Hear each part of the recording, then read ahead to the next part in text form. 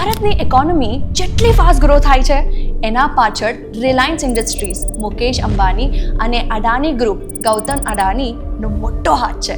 રિલાયન્સના chairman Ambani એ પેટ્રોકેમિકલ્સથી શરૂઆત કરી, ટેલિકોમમાં ધમાલ કરી અને retail, green energy, digital media સુધી એમ્પાયર ફેલાવી દીધું. રિલાયન્સનું માર્કેટ કેપ 16-17 લાખ કરોડનો છે. જીઓથી ટેલિકોમમાં રેવોલ્યુશન આવ્યું અને રિટેલમાં એમેઝોન, ફ્લિપકાર્ટને ટક્કર આપી રહી છે.